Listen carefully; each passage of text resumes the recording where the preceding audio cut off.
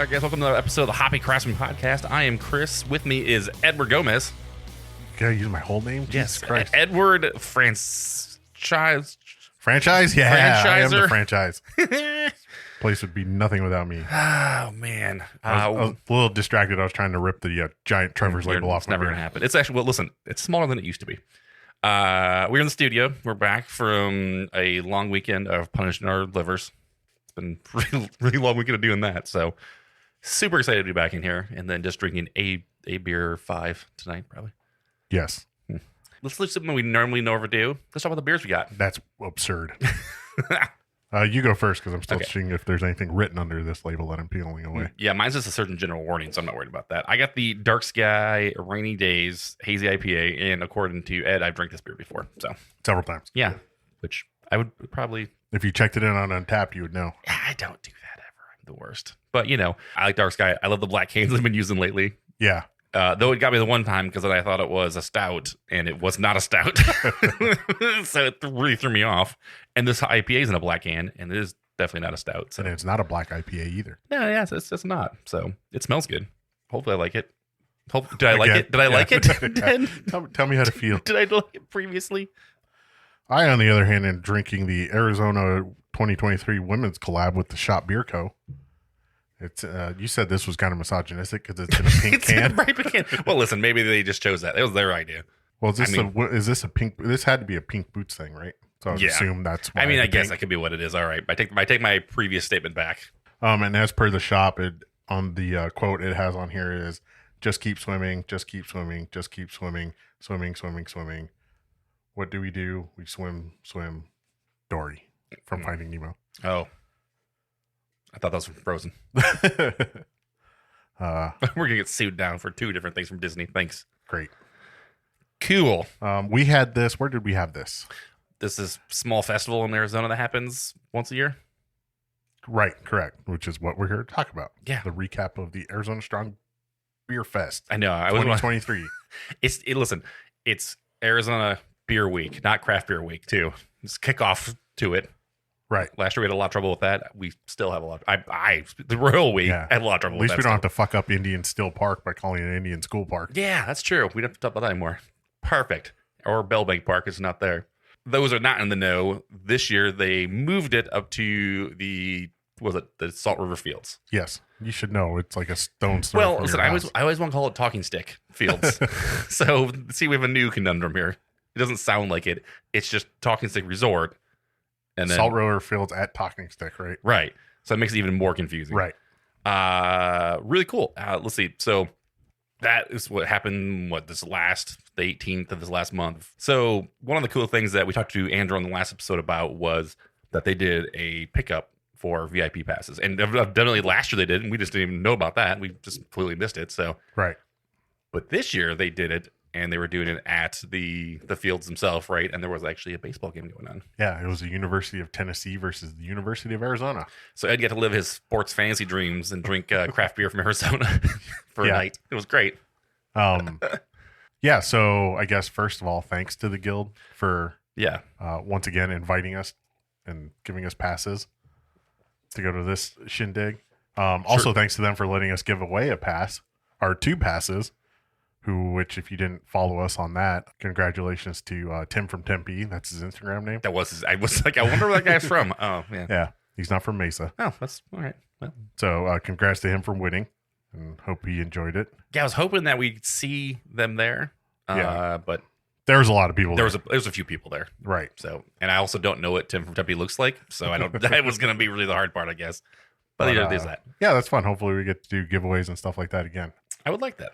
That was good stuff. Back to your talking point. Yes, there was a VIP pre-pass pickup. Say that 5 times fast. No, I refuse. During the game, which could have been a shit show, and it wasn't, because shout out to, the Guild and the organizers of the baseball game, because I'm sure they're very 2 independent entities that Right. there was no hassle getting in. There was no issues. The tent was right No. up front. Like I like, so yeah, the tent was up front. I mean, the parking was kind of crazy just because of the game. There's a bunch of people coming for the game anyways. So we just kind of had to park over to the one side, which wasn't a big deal. But yeah, the tent was there. We walk up, they check your ticket, check your ID, give you your wristband, you basically put it on, and they're like, "Don't worry, you can take a shower with it." I asked, and then because of that, we got into the baseball game, and then we got to go up to the Pepsi party deck and hang out and try some craft beers before the festival. Which I think you said that you heard some lady say she thought that was the beer festival that we were going to, or that she was at. Yeah, she didn't think it was the festival. She thought that's where the festival was. Oh, and that not many people were set up yet. Gotcha. She didn't realize it was the next day and it was in the field. Right. Okay. All those tents she passed by on the way in didn't ring a bell. Well, there's that. That was great. The amount of brewers that are there surprised me. I thought that was going to be, we talked about before we walked up because we didn't know what to expect.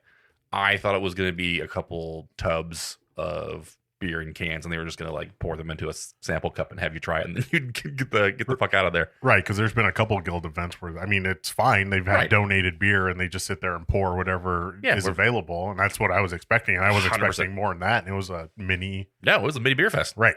Which it was a beer fest before a beer fest. So that was 100% worth it. Like, if you didn't do that as a VIP member, and you didn't expect that, and you showed up to that was worth your money. Like, that alone... You got 2 beer fests for one price, which is pretty awesome. Yeah, and we always talk about VIP's worth it just because there's less people there. You get more time to kind of gauge yourself, and you just get more time in general to walk around. Yeah, that to it. You can extend it even longer because of that. We can maybe transition into the good stuff, right? We can explain more about where it was. So, yeah, let's talk about the good. Let's talk about the good of the Strong Beer Fest for 2023, I guess, right? Yeah. I know I'm the complainer on this show. I really don't have a lot of bad stuff to say about this one. That's crazy. It's weird. It's going to be a boring show. Well, listen, save the non-boring stuff for after the break. Right. Let's talk about the good stuff. What did you like? So to transition to the next day, the VIP Express line was 100% worth going the day before. Yeah, talk about more bonuses. The wristband.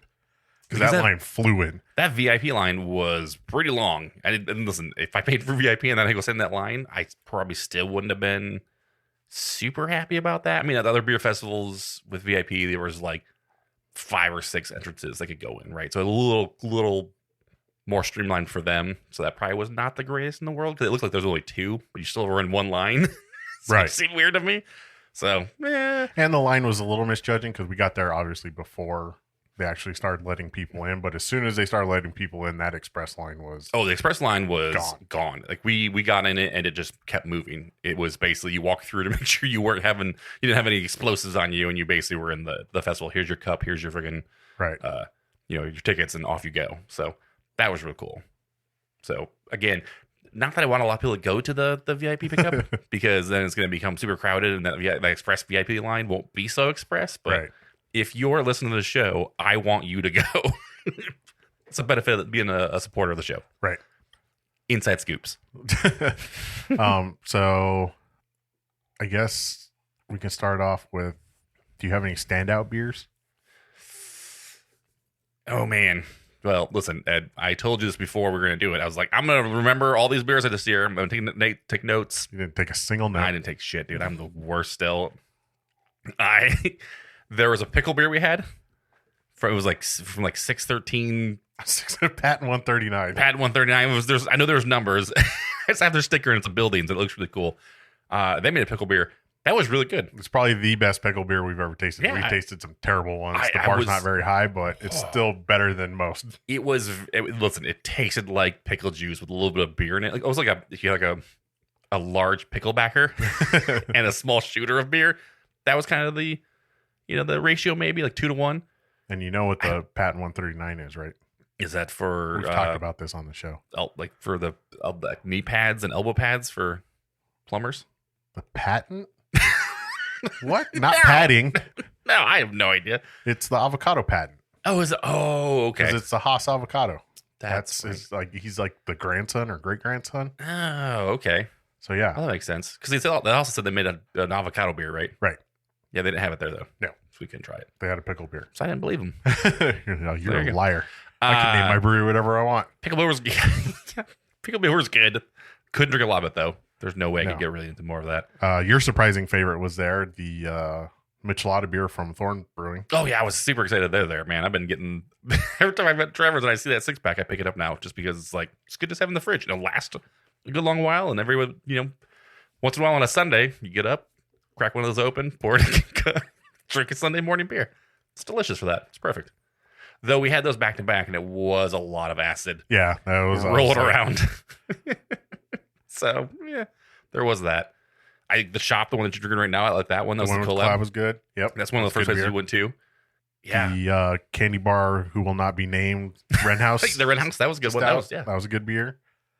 The 6 coins from Roses by the Stairs. That was really good. That somehow a bottle ended up in my pocket. I don't know.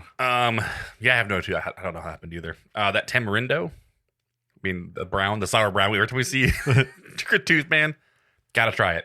Yeah, Crooked Tooth, the crazy beers that they make, and they're just so good. I mean, you'll hear in the interview. We talked to him a little bit. We talked to Ben. That might have been our longest interview. Yeah, dude, I love talking to Ben. Like, Ben is a cool dude. We definitely need to get down there and talk to those guys and get their story. But like, it was just funny to me to hear that they weren't really focused on sours, and then that just became one of the most popular beers. Yeah. So they're like, we leaned into it. So yeah, you can listen to that more in the break when we do the episodes or the interviews. It's just, yeah, it was cool. So to kind of follow up on that, this is kind of an accidental philosophical question. There was a few beers we had where like, this is really good, but I couldn't have more than the 2-ounce taster, or maybe a little more than like a 5-ounce, like a flight pour or something like that.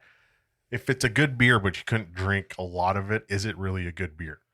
Yeah, well, I mean, it's the idea of decadence, right? I mean, it's something that can be super decadent. You just don't want a lot of it. It's like caviar, but it's real good, right? I mean, yeah, it's the thing is like, I love cocaine. Triple. You can't have a lot of it. I mean, unless you're a bear, then you can have all you want, I guess.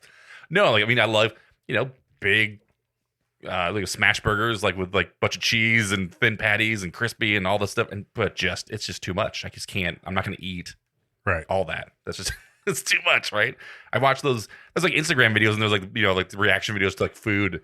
Oh yeah, and it's just like 19 pounds of cheese. And it's like, just cheese and French fries, and it's like, that looks really good, but I would die. Right, I would die. There's no way I even try to eat that. Yes, it's good, but I don't need to kill myself to do it. Right.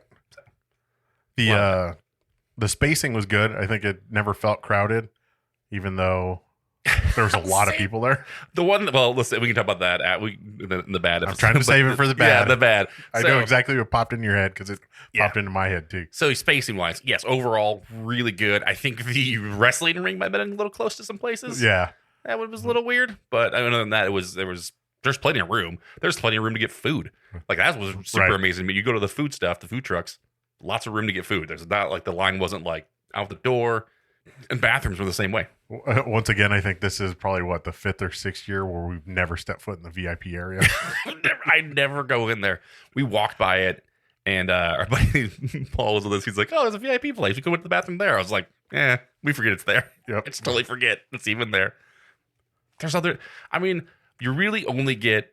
I mean, maybe there was one year they put food in there. There's like a food. Right. There's like a snack bar. But that was packed full of people too, to get to it. And it was like, well, I'm not going in there. I can just go over there and get food in the same line. I don't know.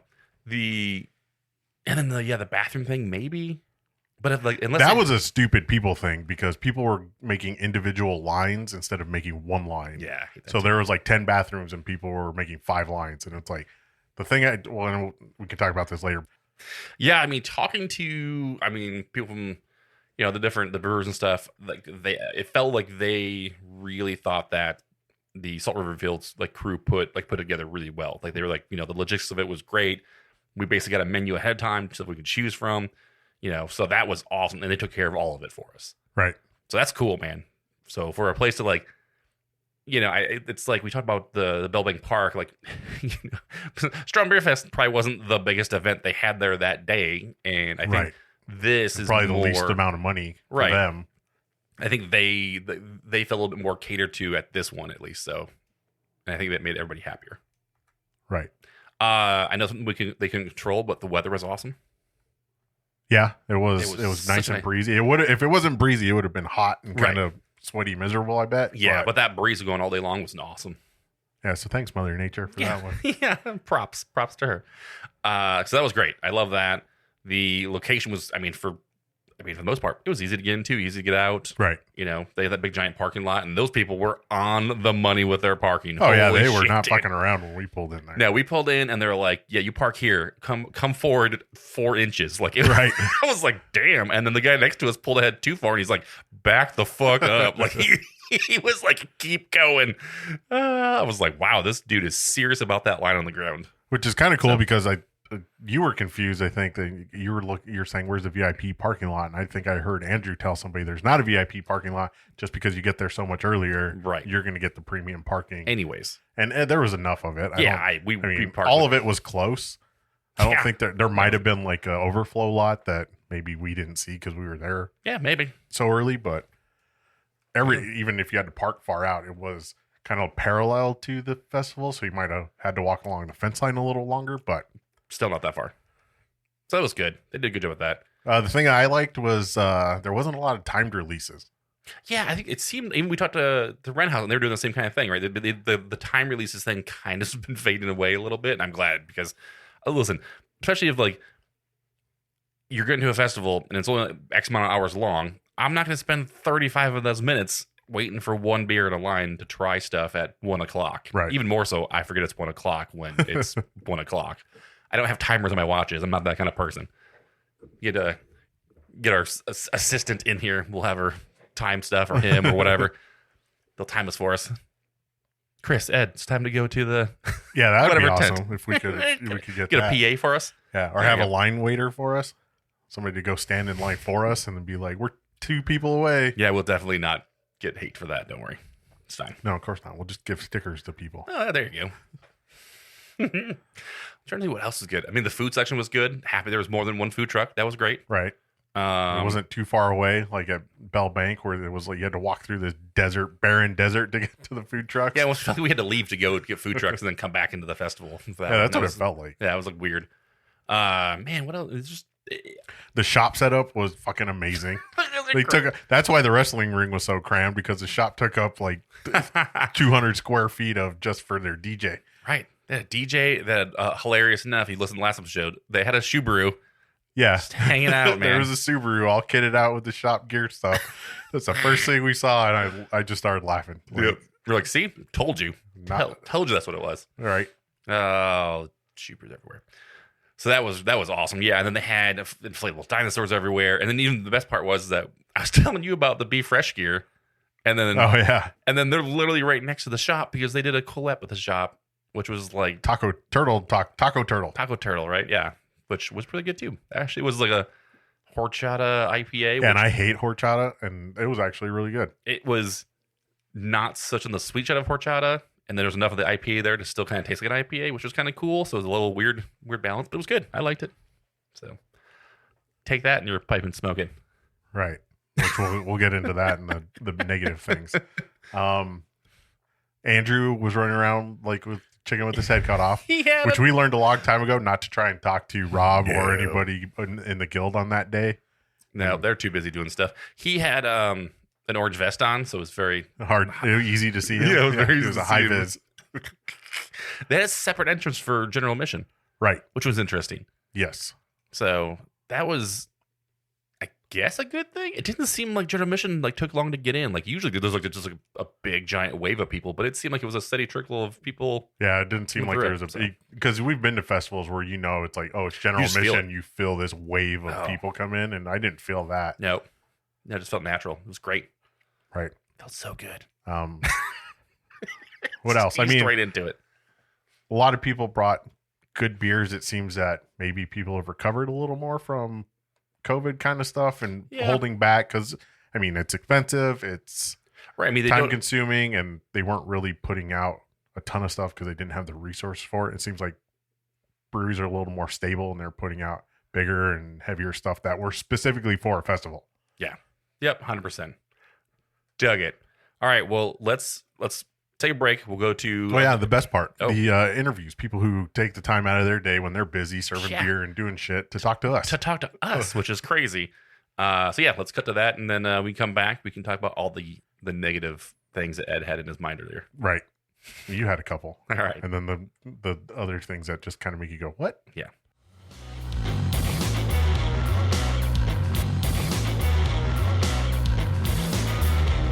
Welcome everybody to the Strong Beer Fest.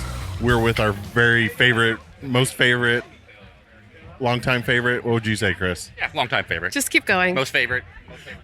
More. Favoritism, ism, Great. nepotism, whatever it is. One of those isms. All the favorites. We're here with Sarah, who is, it's become a tradition that we talk to her at every beer festival. How are you doing? I'm fantastic. Thank you. You got a sweet setup here. The couches are back for those who See? are listening and can't see. Yes, I was so I got so much harassment from the Hoppy Craftsmen podcast that I had to bring back the couches. So I brought two. And yeah, she doubled up the couches. Well, you know, there's one thing we accomplished in our career as podcasters. It was that you did. We influenced somebody, at least one person. That was You nice. did. That was nice. Yep. Sarah, you have 3 tents when the last time we talked to you, you didn't have any. Shush. Well, that was different. Yeah. So what do you have going on here? I have the Oscar Blues tent. I've got the classics, Dale's Pale Ale, Double Dale's, the Double IPA. We've got 1050, our Imperial Stout, and Bourbon Barrel Aged 1050. And then we also have our new product that we launched 2 weeks ago in Arizona. It's a Phase 1 state, so it's a special for Arizona that we got the Beast. The Beast is our new Monster alcohol. It's hard 6%. Flavored like Monster, tastes just like Monster, but 6% alcohol instead of energy. And Chris, what doesn't it have? Caffeine. Good job. Listen, we tried some last night at the VIP tasting wristband party thing, and it was really good. The peach was awesome. Thank I think you. it was a peach sour ring, and I'm not really an energy drink fan, so it actually was really good.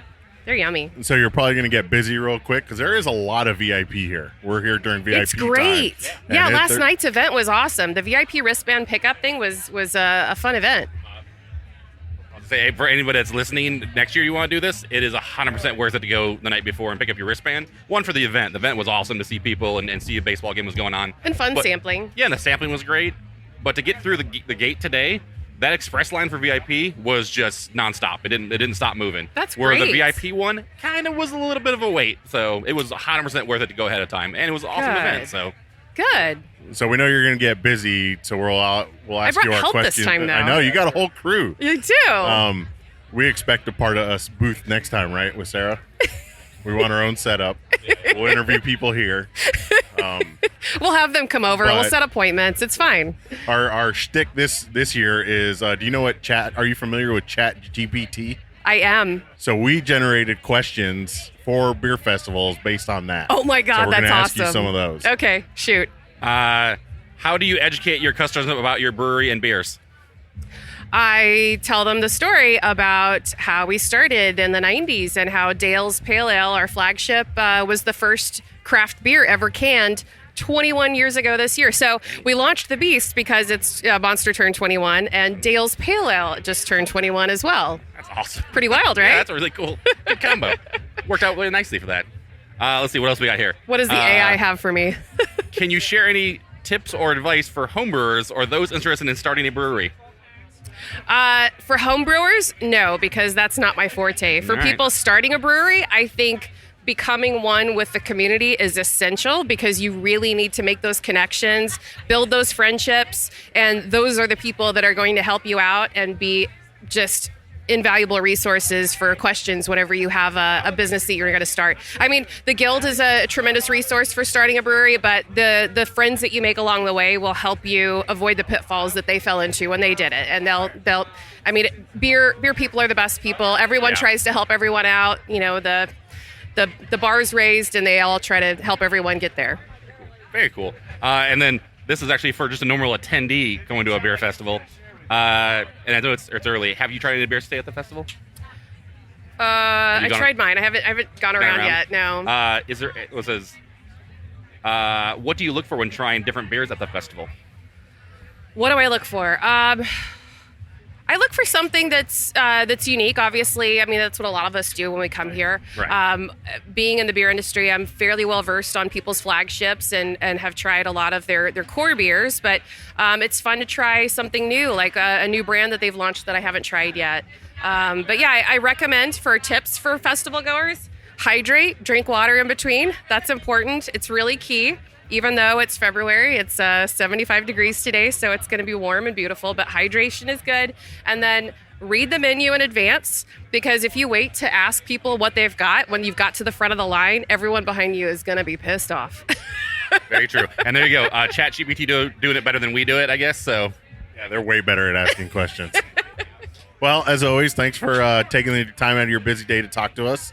It's always fun. You're always our first stop when we get to the beer festival. Thank you so much. So now it's we're always gonna go fun. drink some beer, and you're going to pour some beer. Yeah. Can we plan something where I come into the studio and bring you beers and Yeah, that would be seltzers awesome. and We could stuff? do that. We could do All right, a I'm down. Taste of Beast. I'm still working on a name for the show. Fantastic Fantastic Beasts and where to Beasts find and- them. Yes. No, that's... we might get sued for Yeah. Okay. We'll have We'll work on it. Make it up. I'll come up with I'll work We'll out keep working. We'll keep working on it. All right. Thanks, Sarah. Thank you so much.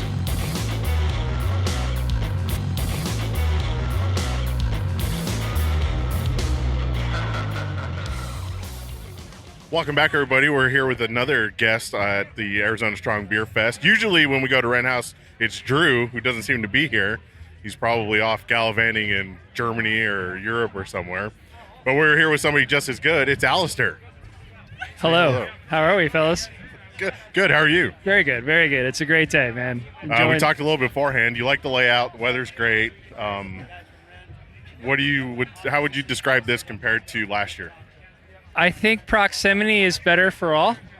Yeah, last year was great in relation to space, and I think the intentions were good. I think it was a little bit on the fringe of civilization, but and something you can't control, right? The weather was a little hotter last year. You can't plan for that, right? Right. No switches on that. So this year we got a nice, I think, mild 72, 73, I don't know, mid 70s and some wind.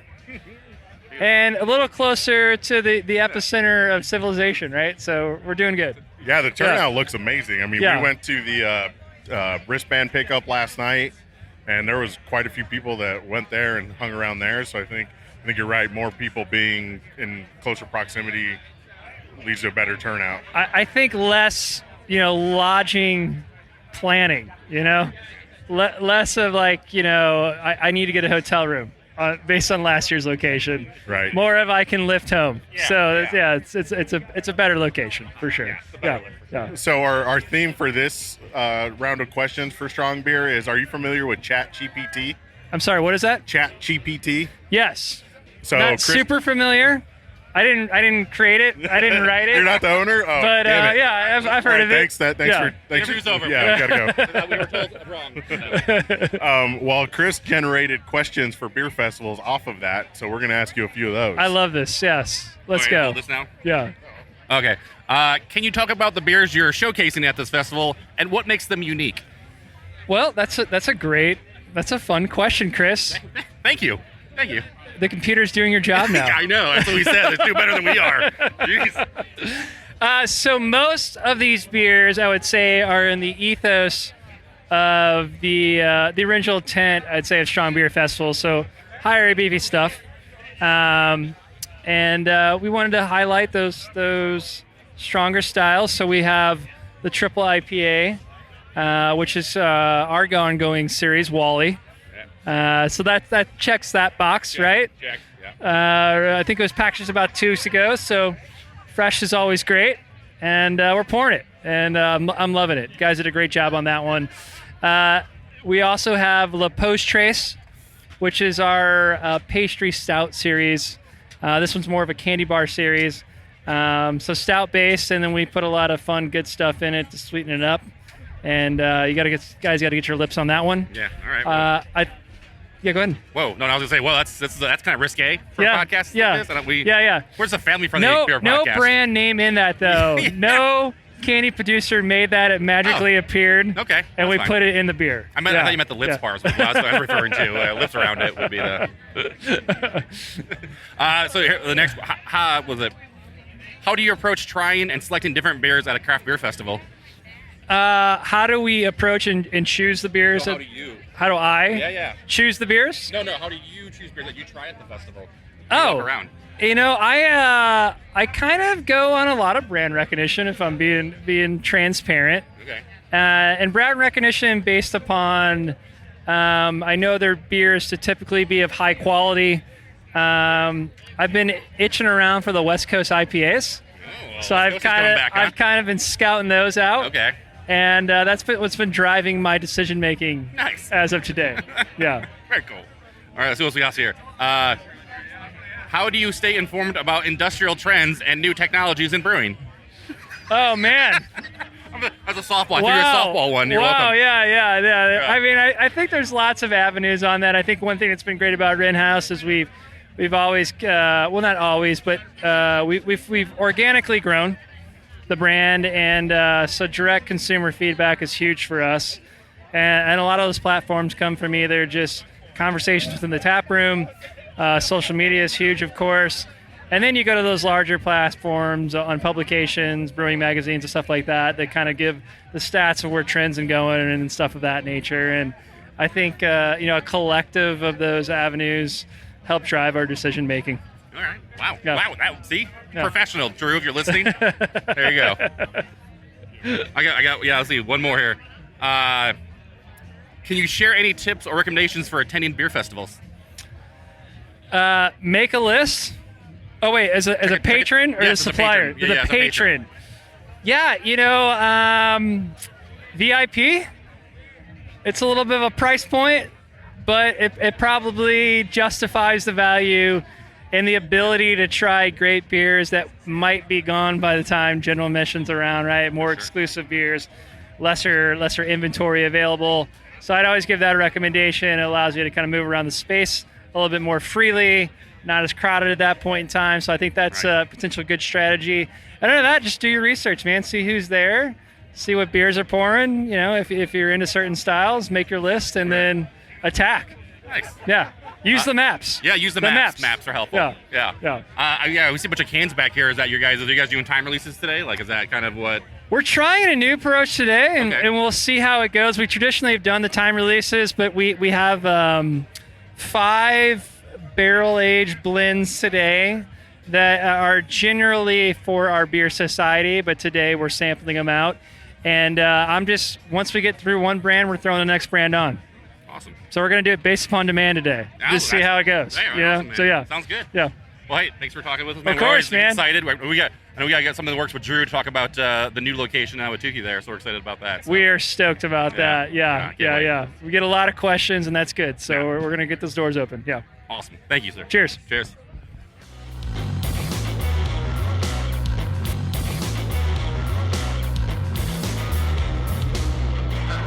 We should have a boom mic. All right, we're here with our good friend Matt from BRI. Hi guys, it's Matt. How you doing, buddy? I'm good. Good. All right, so we want to throw some softball questions first. Okay, let's go. Can you talk about the beers you're showcasing at this festival and what makes them unique? Yes, I have light lagers and light lagers.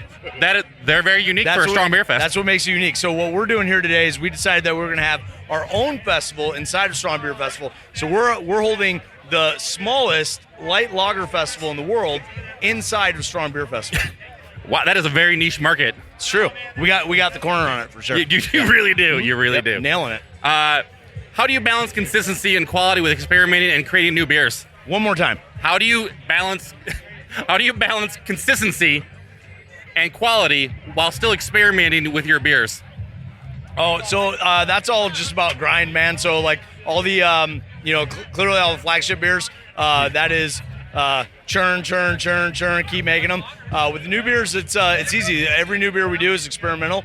Every once in a while, we do have a series that we call the lab test series. So we'll do lab test number 6, 7, 8, and that will sometimes be one of our core beers that we're trying a new hop on, or maybe a new mash schedule, something like that, a new yeast strain. But like we know that we've got a core recipe, and then if we just tweak one element of it, then we've got a new beer. And so a lot of times we'll do that, but like this week we just launched a brand new beer, which is a OMG Hazy, Orange Mango and Guava. That is an amazing beer, and that one's just right off the cuff. That's just a brand new beer, no lab tests or anything like that. And I don't know, we're still playing, we're still having fun and experimenting. There you go. Yeah, there you go. All right.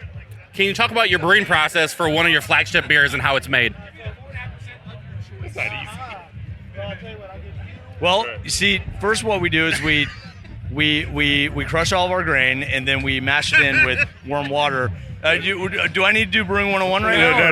No. Okay, so Okay. what we're doing is, we told everybody else before we did this, You handsome bastard. but so what we did is we asked, are you familiar with ChatGPT? Yeah, So- I'm aware of it. So we asked But also, ChatGPT it's best. aware of us. Yeah, right. Yeah. So we asked that program to create beer festival questions for us because we knew we'd run into you and you didn't want no bullshit. Oh, that's horrible. So next time we'll have to ask ChatGPT make brew festival questions Format. specifically for the owner of BRI Brewing. So we'll see how that goes. That sounds interesting. That sounds fun. But yeah, all these questions came from that program Okay, all that we right. financed. Well, fuck it, let's roll. Let's go. How do you stay competitive in such a crowded market? That's a Chat GPT question? Okay. 100% is the So, so here's the thing, man. We don't really think a lot about what everybody else is doing. We just try to be genuine and do what we've always done.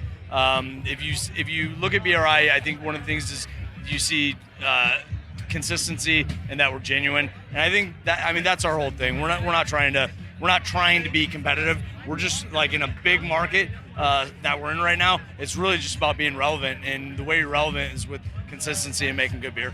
That's what it is. So the next question is, how do you stay informed about industry trends and new technologies in brewing?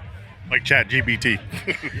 So usually what I do is I wait until you guys come and ask me questions, and then I learn a lot, and like that's it. I don't know, man. We still go out to visit our friends and enjoy their beers and their breweries, and obviously you read all the publications that come online, and the guild helps to push a lot of information. I'll get on Twitter and go down beer rabbit holes and shit like that, and I mean information's not hard to find, man. So it's out there. So Is this that a tough question from ChatGPT? Oh yeah, these Okay. are just questions. So these are as if you were an attendee at a beer festival, which you kind of are, I guess, right? You attend this festival. I'm here. What do you look for when trying different beers at a festival? Are you chasing ABV? Are you looking at styles? Are you looking? I'm not looking at styles or ABV. I'm looking for beers I've never had.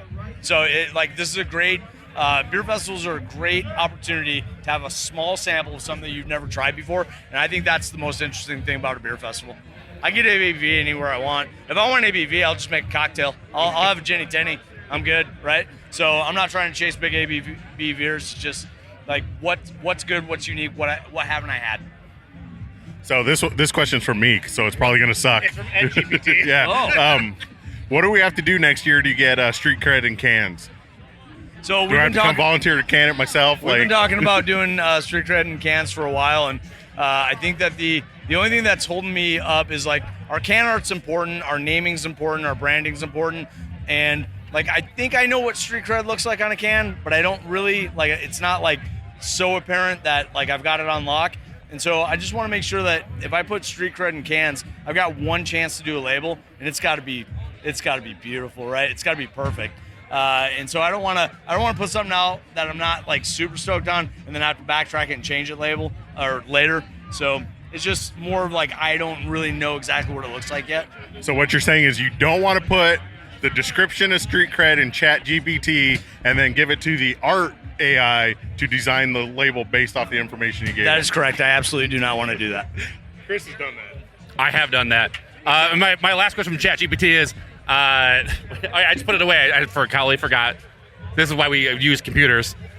I'm able to not pull it up. It was really. You guys I are read running it, out I of was like, steam. this is Like, really if good. this is how you guys got to formulate questions. Y'all Yeah. are in trouble. Yeah. Okay. All right. Place Okay. everybody. Oh Yeah, my God. That's how it works. Welcome to the technology of the future. How do you think beer festivals play a role in promoting and supporting the craft beer industry? Oh, that's a tough one, man. It depends on the day of the week. Sometimes I think they're good for the industry. Sometimes I think they're really bad for the industry. It's a great Melvin Clark. It's a great chance to get everybody together to, like I said, experience new beers that they haven't had. But it's also like there's this weird thing where like people, it's almost like a scorecard. Your ticket card's like a scorecard, and like people are trying to complete that whole thing every time, and it just kind of gets dangerous. It gets a little irresponsible sometimes. I don't like that aspect of it. If you come out here and you have a great time and you're still upright when you left, it's great. If you're getting carted out of here or you shit your pants and it looks like Texas on your butt, which happened in 2016. That's not necessarily, you didn't have a great experience and people around you didn't either. So I don't know if that's good for the business. Yeah, this is the Waste Management Open. Yeah, right. Hey, so Matt, did you know that diarrhea is hereditary? No. It runs in your genes.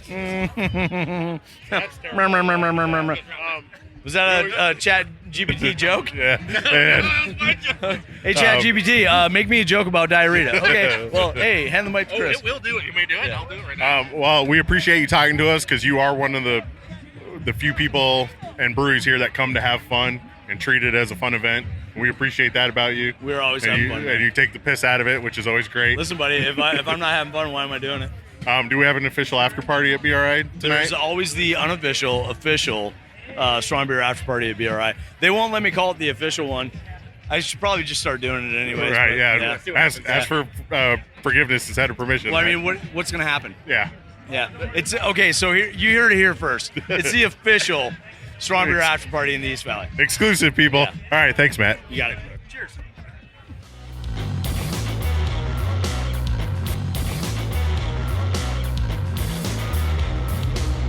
All right, so we are here with Ben from Crooked Tooth Brewing. How you doing, buddy? Doing fantastic, man. Sunny day. Dude, beautiful out. This is nice here, man. This is, the wind is going, like, this wind's nice. The temperature's fucking amazing. Last year was fucking blazing. Last night? Well, no, last night was great. Last year. No, last year was fucking... Oh, that was crazy. Yeah, so Yeah. love that we're actually here now. Little closer for some people. I mean, you guys are still coming up from... It's south, all right? far from us. Yeah, right. So I mean, whatever, dude. I drive here, I drive there. Yeah. We have no preference. Yeah, it's always funny when you talk to people like from Flagstaff or like Tucson. You're like, oh, it's the far venue for you guys. You're like, oh, yeah, it's all the same.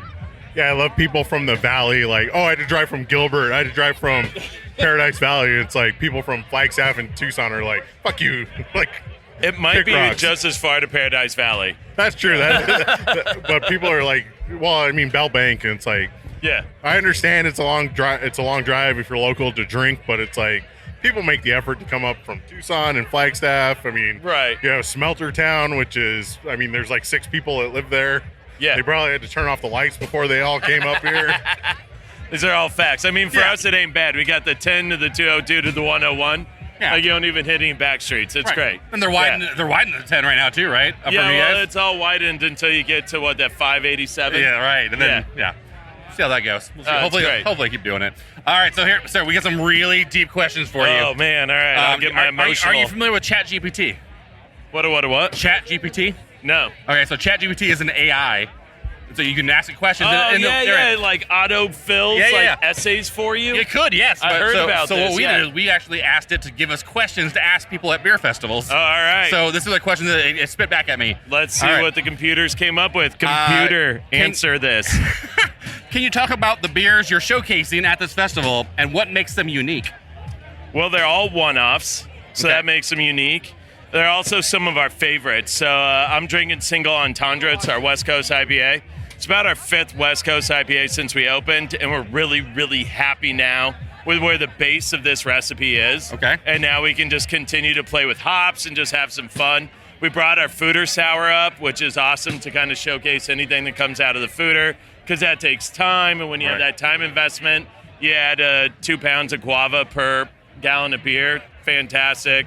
Tamarindo Sour is one of I mean, that's, Yeah. he got it, I got it. I mean, it's, every time I Yeah. see it on the fucking board, I'm like, yes, that's what I'm getting, dude. That's what we're like. The Sonoran Sour beer, that's the one that people look for. Love it. Brought that, and then brought a bourbon barrel aged because, it's strong beer, so we have to have something over 10. We brought a 12, so it's great. yeah, there you Yeah. go. Yeah. There was thought put into it. Yeah, that makes sense. Yeah. All right, so let's see. There's a ton of questions they asked. All right, so how do you balance consistency and quality with experimenting and creating new beers? We just roll dice. Yeah. No, I'm just kidding. Listen, the RNG got to be super happy with that answer, dude. That'd be so amazing. Just roll it out. What do we got next? Let's see. We try to stick with the things that we like. We try to stick with the things that we feel we're good at.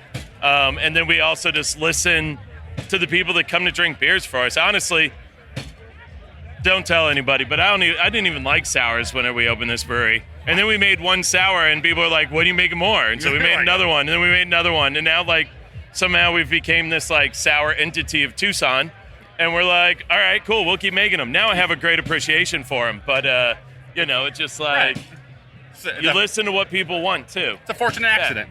It's a fortunate accident. That's sure. We'll keep those coming. Love them. So how has your brewery evolved since its inception? Man, in every way possible. These are some deep questions for an AI bot, right? That's what I'm saying. They're good, man. It's crazy. I can give one lines back, and they will say it all. But everything possible, for sure. Yeah. I mean, we've expanded as far as a brew house goes. Constant learning, always looking to be better. If you're not looking to be better, then what's going on with your brewery? Yeah. And so we are just trying to always get to that next level.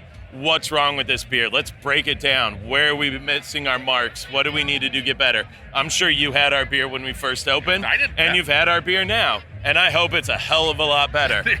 Because I know it is. Yeah, 100%, dude. I love it. So that's one. And then just we're in Tucson. We're from Tucson. We live in the area that we brew beer in. So community is always a thing that we're looking to do. Looking at how do we integrate more. So this isn't a chat GPT question. This is EdGPT. this is EdGPT. So how do you kind of balance, because Tucson's kind of developing an identity for beer and food, and it's becoming kind of like a city of niche gastronomy. Right. A lot of Big word. Holy shit. how do you guys feel like you've influenced that, or how do you maintain like your Tucson roots and still kind of expand into this kind of weird, like, new wave kind of food entity? Yeah, honestly, it's super fun to be part of, because you can either ride the wave or you can sink, and it's just fun riding that wave. What else can we do to be unique?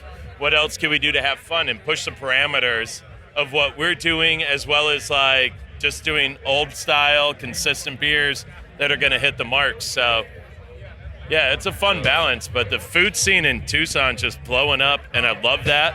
I love that the city's getting recognized for the things that it ought to be. It's fun stuff. Oh, scroll down. Computer, Yeah, can you get the next question, please? Computer. The social initiative. Oh. All right, this is a weird question. Can you talk about social initiatives that your brewery is involved in? Wow, social initiatives. Or charitable. Yeah, I mean, we're constantly looking to be part of things that are hyper local.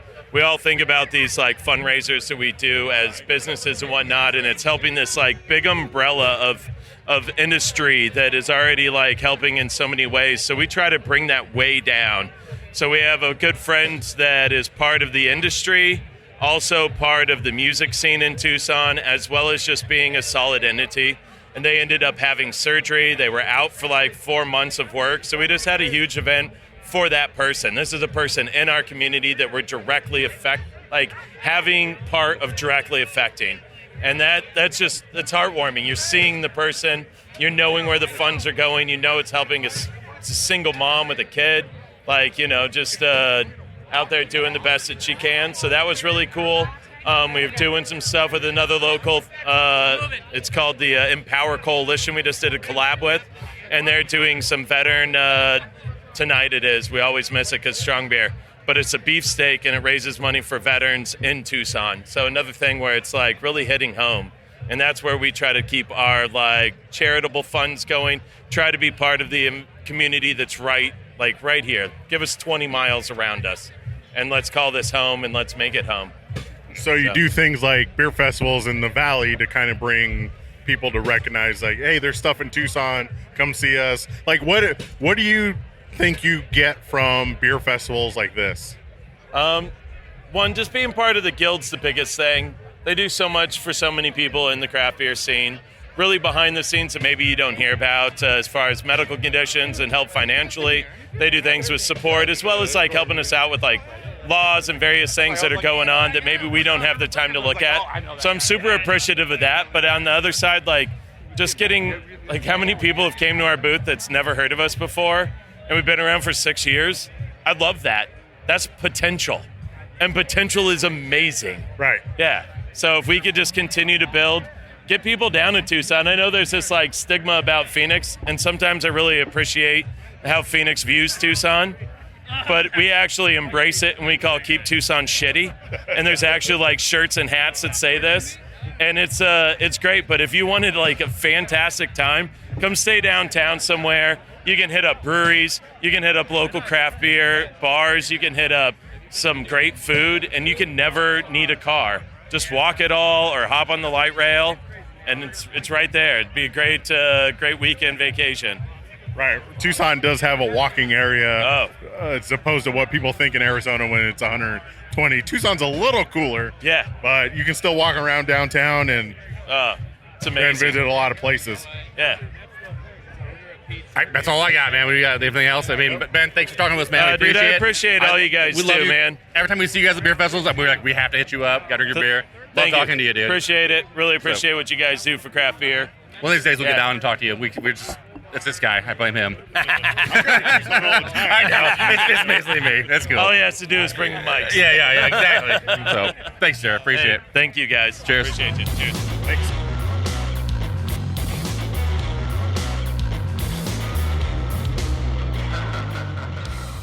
All right, welcome everybody to a rare late Strong Beer Festival interview because the zombie walk is probably about to start soon.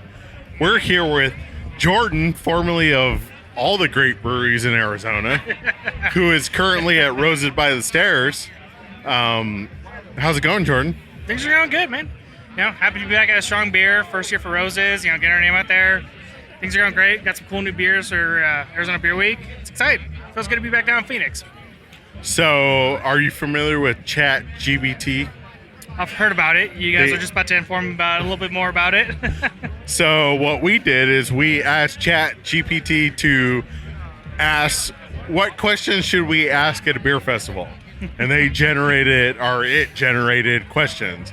So Chris has questions. I can ask them because he has it on his phone. So I'm curious because, obviously as we serve here, we get tons of questions. So I'm curious to see how the accuracy of what this is. So this is an attendee question. Okay. Because we have it based on brewers and attendees. Okay. So what brought you to this beer festival today? All right, I feel like it's a fair one. If people don't know your name as well, if honestly, if people ask me that back, to get your name out there, especially for like a young brewery like Roses, we've only been around since last May, so it gets your name out there for people who may not know you. So fair question, I like it. And so we'll go into the brewers and owners. Can you discuss any challenges you've faced as a craft brewer and how you've overcome them? I can't say I've ever gotten that question at a beer festival, but I guess if you're having a heart-to-heart with another brewer, like our owner, I feel like that's a fair question. But to expand on that, like, do you come out here and you're like, people aren't understanding what we're doing? Like, have you ever felt that? Like, this is what we're trying. Here's our goals, but people aren't understanding that.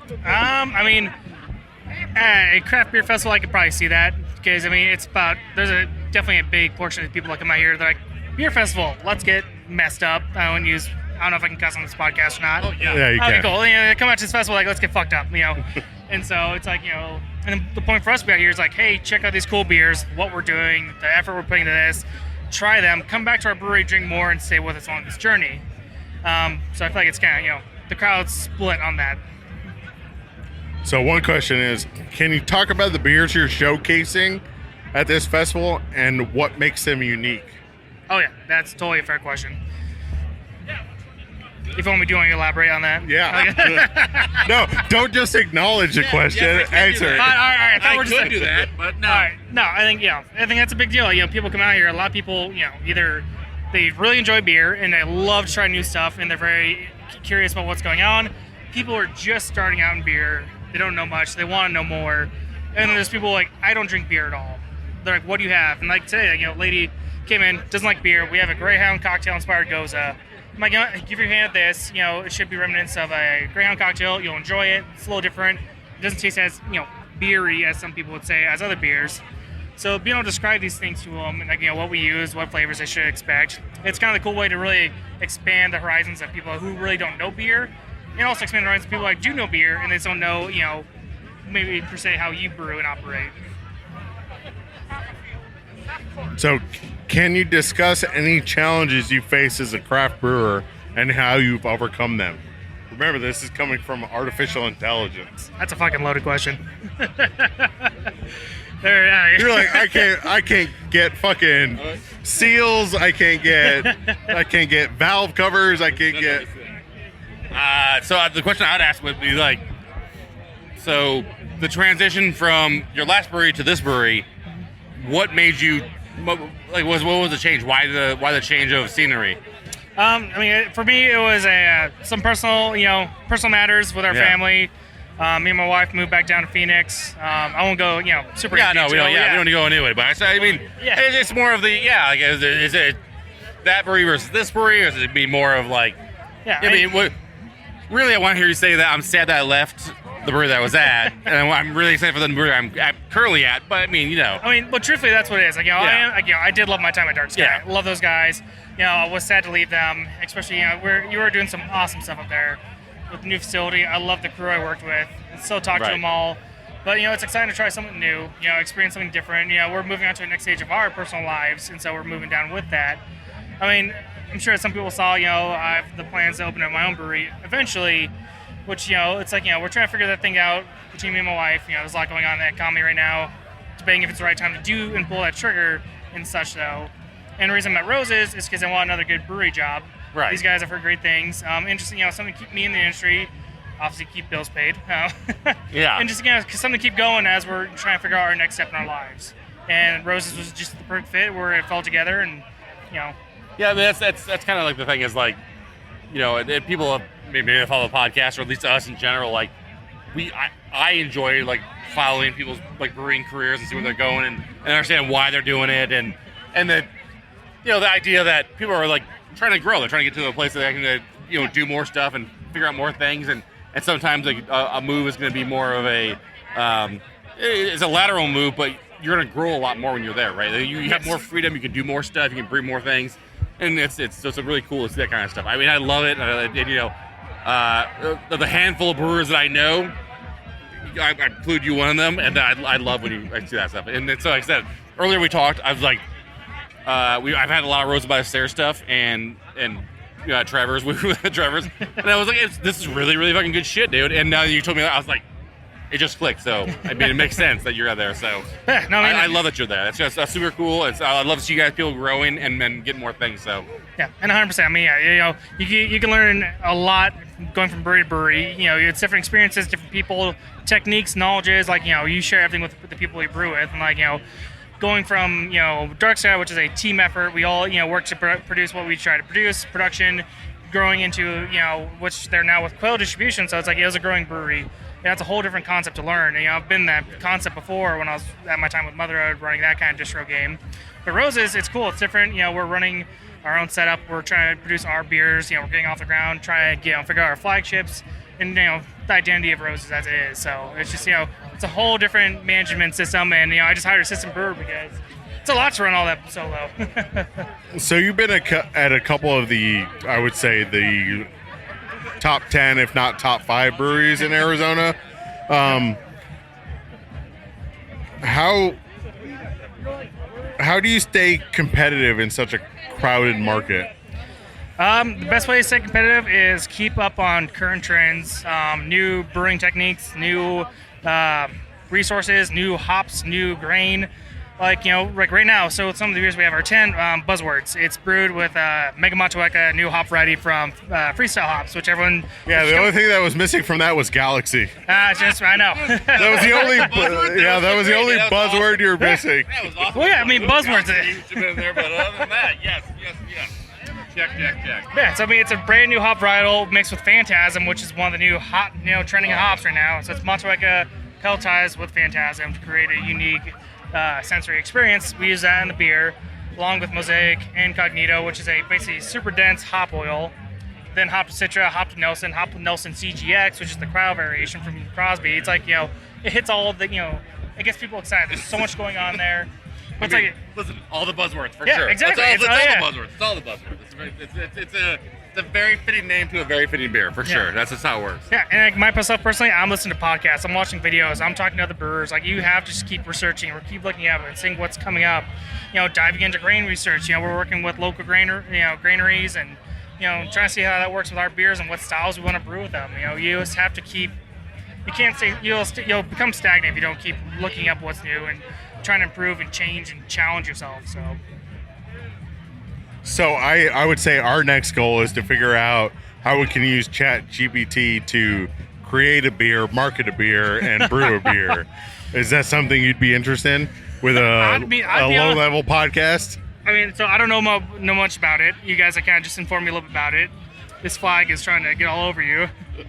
I'd be curious to see, like, what would it, if you asked AI what it thought it to do for brewing a beer, finalizing it, artwork, production, distro, like, I'd be curious to see what it would say. Almost kind of spooky, all in the same, not gonna lie. So, Chris, I think we need to do a, since the shop is so into technology, we need to do a Roasted by the Sayre shop collab using artificial intelligence to kind of dictate what the brew is. How's that sound to you, Jordan? Can't say I'm not intrigued. All right, I'd be curious. It's like, let's see what the potential is. It could be weird and terrible, or it could be crazy and awesome. I mean, who knows? I know there's a lot of backlash, and I mean, good. There's a lot of stuff going on with AI right now, so I'd be very curious to see what would be the outcome. Just out of general pure curiosity point. Yeah, it'd be like a Japanese rice lager with matcha. I'd love to brew a Japanese rice lager. Not gonna lie.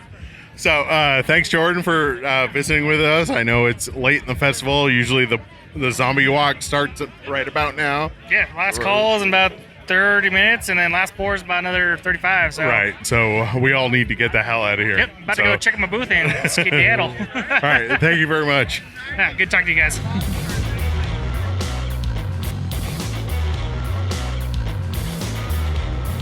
Welcome back, everybody. Hope you enjoyed the interviews.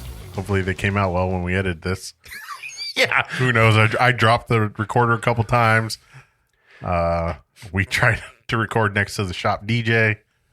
Yeah, but we were outside a little ways from that. That goddamn bell was ringing constantly because people were doing the carnival thing. The weird little carnival setup was weird. If you want to start up with that, we're listening. We're into the bad and what the fuck. Wait to get into the very deep, long. This is all the issues we had with the fucking festival. This is going to be a 45-minute rant. So if you don't want to hear that, just turn it off now. Yeah, it was the best festival ever till this point.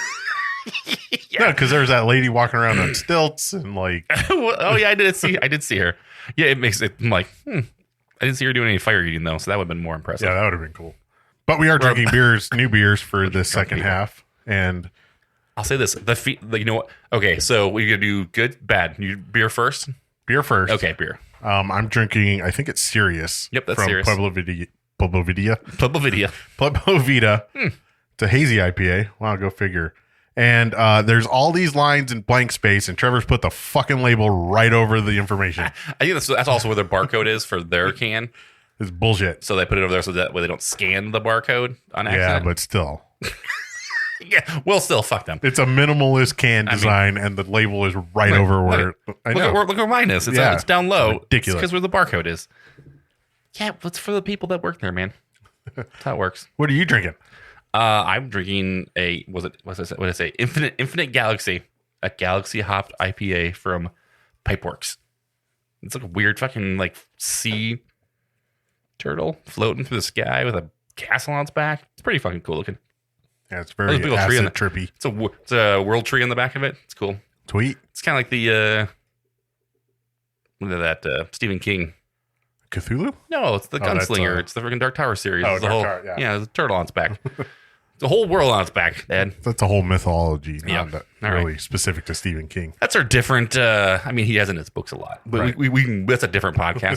That's our in depth look at the Dark Tower series. That's what's that called? Roll for inebriation. It's the Beer Slingers. That's what it's called. So the Gunslinger. Sweet. Yep. Look for that soon on every podcast platform you can listen to. Yep. Last FM probably. Yeah, it'll come out right after the next Hoppy Lager Boys episode. Yeah, you guys really need to get on that. So our beers kind of followed a theme to go to the next bad thing. Oh, damn. You started off with the Rainy Days from Dark Sky, and I had a Pueblo Vita beer. Both breweries were not at the beer festival. Yeah, what Pipeworks was. Yeah, Pipeworks was. And so was the shop. And so was So the shop. 50-50 here. Right. 50-50 draw. I said there was a theme between So I got some of the beers. No, I know. That's what I'm saying. There was a theme. There's two Anyway, beers. Dark Sky wasn't there. Pueblo Vita wasn't there. 8-Bit wasn't there. Yeah, 8-Bit, that was the surprising thing. 8-Bit wasn't there. Right. I'm trying to think if there's any other I mean, noticeable. listen, Pueblo Vita not being there was not They haven't uncommon. been anywhere in a while. I saw them at one beer festival. It was like, what? It was a strong beer fest. I think when Chase left, it was like 2019. No, I think it was Real Wild and Woody. Was it real? No, because it was Indian Steel Park. I saw them down there because there was like a line. Was it them? Oh no, it was Real Wild and Woody. Yeah, because that's later in the year, technically. Because that was. I just remember that one because it was like this line. It was like Wren was right next to Tombstone, and nobody was at Tombstone. Everyone was at Wren House. Right. And so I'm like, I'm just gonna go to Tombstone a bunch of times because there's nobody here. These dumb people that don't know anything. Delicious Tombstone beer. What are you gonna do? I mean, Wren House makes good beer too. We all know that. But Right. Tombstone makes really good beer too. But yeah, it was weird not seeing them there. I was kind of, I mean, like BSing with our buddy, you know. Ryan? Yeah, I know his name. I was gonna say our buddies from Dark Sky and other breweries, you know. And 8-Bit. And We love 8-Bit. talking to Mrs. 8-Bit. Mrs. 8-Bit, yeah. And So Ryan. yeah. Yeah, there's not. I mean, offhand, not. Did you see Helton there? I didn't see Helton there. I didn't see Helton. No. To go back to the good thing, the actual glassware. Holy shit! I was so surprised by that. And I think I lost mine. I don't know what happened to it. Oh no. Well, sorry to hear that. We'll go visit the guild where they probably have like 10 cases They left could. over. They probably have a couple of them. Yeah, glassware. I was like, oh, it made its return. Luckily, it was in a big giant grass field, so that was Right. nice. That worked out really well. Trash cans were an issue at the beginning. There was no trash cans out. I don't know if somebody forgot. There was like water and Pedialyte and friggin' liquid death water. People were pissed about the liquid death thing because there was not regular liquid death water. It was all flavored tea and bullshit. And people were like, where the fuck? People are literally standing there for 10 minutes digging through the ice cold tub of shit looking for just regular liquid death. It took me a minute to find just a water. Right. If I didn't find that, I was going to drink a Pedialyte for sure. Right. It's the same. It's just, come on. So that's cool because they've never had that before. Right. I mean, some booths have had like sponsorships and they've had like energy drinks or rehydration, fucking Right. station, blah blah blah. Yeah, whatever it was. but Like, specific to them. But they had several stations Right. with liquid death water and Pedialyte in them. Yeah, or which I thought that was electrolyte. It wasn't Pedialyte. well, this is in the wrong section because that was. I mean, it's kind of a gripe, but not. Well, the necessarily. gripe is that there was no regular liquid death. Well, there also wasn't any water bottle refill stations. Yeah, there was. It was by the Was there? bathroom. Yeah. Oh, well. Which I got blasted because for some reason the water pressure was insane on those things. I thought that was a hand Like washer. it almost blew the it might have been. Maybe it was just a hand washer. You were using the reclaimed water to wash your bottle. I didn't, but people were, so maybe. Oh, But I went to just rinse my hands, and Sprayed it blew my cup out of my hand because I was just trying to rinse my cup off because a lot of sticky sours ended up on the outside of my cup, which kind of made me mad. But yeah, there's no trash cans at the beginning. Yeah, that was weird. There's not. Yeah, there weren't anywhere. I think that was kind of oversight on somebody's part. I don't think that was they started showing up for sure. Right? Yeah. By the end of the festival, there was a trash bunch. cans out there, but it was like there were several people who were like, "There's no trash cans. Where are the trash cans?" at?" Yeah, it was really odd. The thing earlier I brought up was when you said space wise. The first thing I thought of, and we'll see the same thing. It was the Wren House line. Yeah, Wren House, I think, pointed themselves in the wrong direction. Yeah, I don't know if it was Wren. Yeah, I don't know if it was the festival or it was Wren House because they were their line ran right across 3 other breweries' lines, and I was like, I don't think that's right. They were perpendicular to several people, Right. And all the other lines were going in one direction, and then Wren House was just going right across all of them. Yeah, and I don't think anybody planned that would have thought that because they know that Wren House is going to have somewhat a line for most of the time, and you're not going to run right. There wasn't enough space, Right. So I think Wren House just didn't set up right. I think so too. And then Because they had like a 3-wall and then tent. then we came back later and it was changed. They did move it around. Yeah, so they switched it. They must have gotten talked to by somebody. Maybe Andrew He ran over there with his orange vest and was like, power walked over there and been like, flip it around, guys. Wilderness was the same way. Wilderness was all fucked up Dude. and pointing in a weird direction. I couldn't even find their beer because they had a tent set up and They then a had- regular tent, They had a campus like an actual tent? camping tent, Yeah, and they ran out early. real quick. Yeah, they didn't have like we were like, yeah, we should try Wilderness. We walked by and it was like, that tent is closed. Right. I was gonna, you can't even get mad and slap the tent. You can't slam it. It's a fucking flap, dude. How are you supposed to show your frustration by just flapping That's a the tent? joke that you stole from somebody. It's Mitch Hedberg. I'm just gonna zip it up real quick. Yeah. I'm just going to zip this up angrily. Yeah, dude, it makes me laugh. But as soon as I was like, what? Why? They were just gone. So I don't know. These, like we talked about earlier, the spacing around the wrestling ring was fucking ridiculous. It was really, that one side was like, they were real close to that. It wasn't bad, but people are actually interested in it. So that's kind of good. And it got a crowd. Yeah. So that's what blocked the walkways, which Right. is good and bad. Yeah. But yeah, it should have been probably somewhere else, maybe in part of the space that the shop took up with their like No, but there were tables. They weren't the only one though. There was other people that had a big Right. No, I'm stuff, just too. giving them shit because I mean that would probably, and that was funny because I think people were like skipping the shop Yeah, I don't because know they're why. like, oh, I'm going to go drink all this beer and then I'm going to go party at the shop towards the end because that should. place was packed at the end. At the end, it was great. Yeah, there was a bunch of people in there. So I think people were like, oh, that's the party place to go afterwards. So Yeah. we're just going to go over there and then we'll hang out there once it starts closing down. Right. The other weird thing, again, with I don't know if it was a distributor specific area, but it felt like a fucking corral Oh, yeah, it was because that's where Pipeworks was right. buried Well, in there. But, and I don't know if you heard I think you jumped in it for like 4 seconds and you jumped out because you're like, nah, fuck that. Was the Jay Wakefield release. Yeah. And it's coming from the Prairie Artisan tent, which was kind of weird. And it was like, oh, okay. But I that guess. area was super cramped. All day long. VIP was crammed in there. And it was funny because we walked in there and I think you grabbed from that tent, but I saw Pryor Brewing from California and there was nobody. The guy was like, I Right. think he was real bored. And he was like, I'm like, oh shit, Pryor, there's nobody at Pryor. I'm like, fuck yeah. I walked over there and got a beer for them. Well, yeah, you see that and it makes you kind of realize how undereducated Arizona beer drinkers are because it was the same thing with Cliptic. Yeah. There was nobody at that tent. You're like, are Right. you fucking kidding me? Dude, the Clip is awesome. Right. That brewery is so amazing. I mean, I have a shirt from that brewery, which I don't think the guy, we talked to him for a little bit there. I think he drove down from the brewery, Right. which is really cool. So awesome for them. I mean, when we went to Portland, we literally went there for dinner and had a bunch of beers and stuff. It was awesome. We loved it. My wife loved all the sours they got from there, and I'm super excited that they're here now. So Right. But there were some weird breweries in that tent. So it had to be a distributor yeah, I think area, was. but it was so small and cramped. Yeah, probably a little bigger next year, or a little maybe open ended on make it a little more square instead of round corral style. Yeah, it was like an octagon. It was Yeah. like, are we going to have to fight somebody? Like, what's Yeah. going on here? And then I guess this is kind of the what the fuck moment of this is fucking, there was a Sleepy Dog tent there. That was fucking odd because For those who don't know, Sleepy Dog closed several years ago. they were bought And by they were bought by two brothers. and then two brothers left Arizona, Right. sort of, Kinda. Who knows? I guess. Like, yeah. because they're still here. They're at the festival. It was Right. two brothers and Sleepy Two Dog. brothers, Sleepy Dog were right next to each other. Maybe they're trying to make a comeback. Maybe it's a comeback we don't know about. But it was just weird seeing It's that just Sleepy weird. Dog tent. It was like, And I was oh. like, wait, what? I mean, it would have been a little, I guess, less weird if there was a Papago tent, right? I guess. Because but they're, I don't know,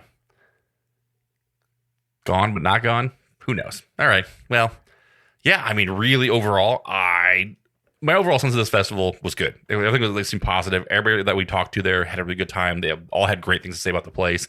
They loved the location way better than the Millbank Park location.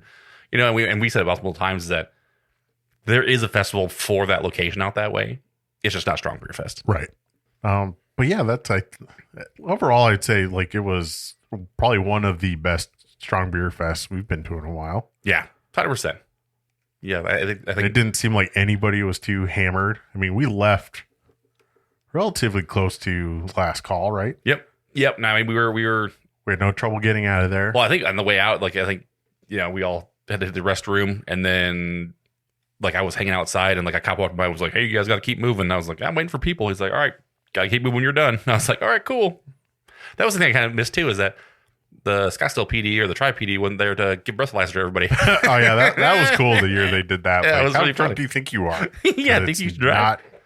It's not correct. No, you were incorrect. You should not be driving. Right. But that wasn't there, so I was like, oh, that's a kind of a bummer. That's always fun to go at the beginning and then go at the end and, Right. and see where you're at. You're like, ooh, shit.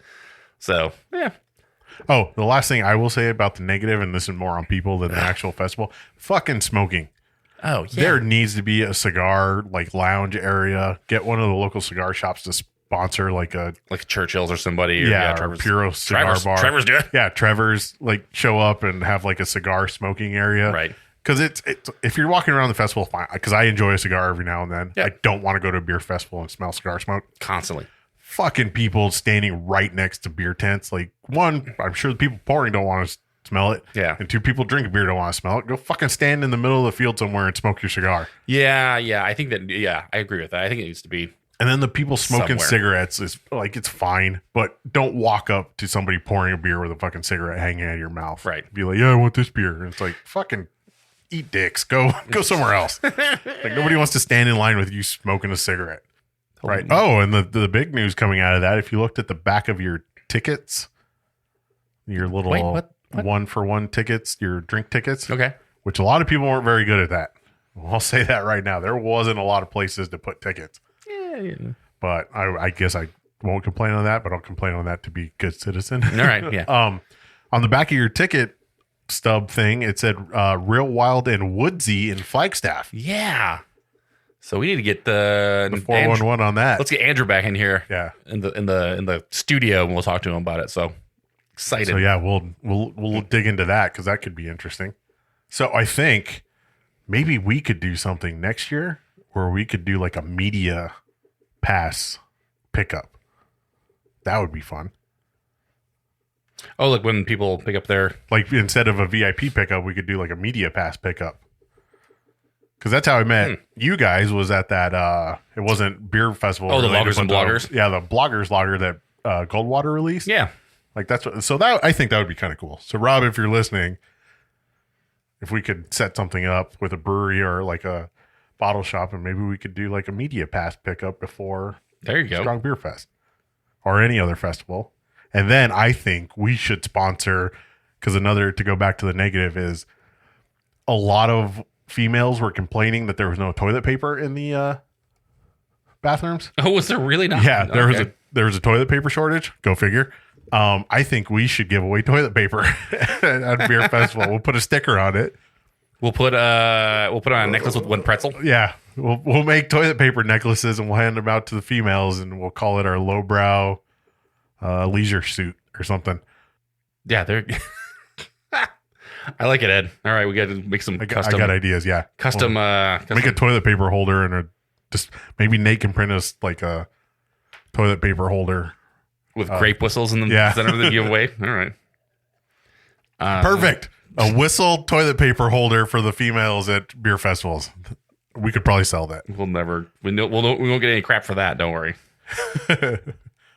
Pun intended. So if you like that idea, you can contact us at the Hoppy Craftsmen on Instagram. You can contact us at the hoppycraftsman.beer, because all the cool kids have .beer websites. Facebook and Twitter are dead to us. So if you want to talk to us on Instagram. That's where we give away tickets if we're ever so lucky again. And if you want to support the show, you can go to patreon.com/Hoppy Craftsman. We are safe for work now because we don't show nipple on this podcast. Only guy nipple. Right. And those Patreon supporters, Chris has a list of them. Who are they? Riley Greenbaum, Zach Dominguez, Rob Fulmer, Jeff Johnson, and Terrence Hollis. Thank you for supporting the show and listening, and everybody else who listens. We appreciate it. We do have some, some tiers left over, so jump on those. You become a Patreon supporter, you actually get stickers we make. So we actually send you stickers. We actually been trying to do a lot more Patreon episodes and putting them up for people. The last, I think, it's been 3 or 4 in the last couple of months here. We Patreon episodes only. So those where you actually focus on like beer tasting, or we actually, drink awful beers. We suffer a lot for you guys on the Patreon episodes. Right. It's good. If you want to laugh at us, yeah, that's I mean, more than you do on this show because we were so funny. Yeah. We're hilarious. But if you really want to laugh at us at our pain, those are the episodes you really want to get to. So jump on the Patreon. You actually get to, you get to listen to exclusive access to those. where we drink Punishment from Stone. It's the which is worst. a spicy beer. Low-cal beers or Low-cal, low ABV beers. We definitely did the Oktoberfest Yep. pumpkin. That was the shit thing. show. That was crazy. So, yeah, a lot on there. So if you, again, you don't actually have to do there's a bunch of different tiers. You can literally just give us $1. I mean, or think of it this way: if you want to actually spend $5, it's like buying one of us a beer once a month, right? Right. So without inflation. yeah, it's like 2018 beer prices. Correct. So, but the people that we have, thank you for being our supporters of the show. We really appreciate it. A lot of this couldn't happen without you guys. Podcasts do cost money, so we really appreciate all the support that we get. So, thank you. Right, and we're not picky. Hey, go pay for a month and listen to all the Patreon episodes and cancel it. There you go. Yeah, I'm down with that too. And then in like 3 or 4 months, pay for it again and listen to all those episodes. Do whatever you want. Yeah. So, all right, everybody. Thanks for listening. We'll talk to you next time. Bye.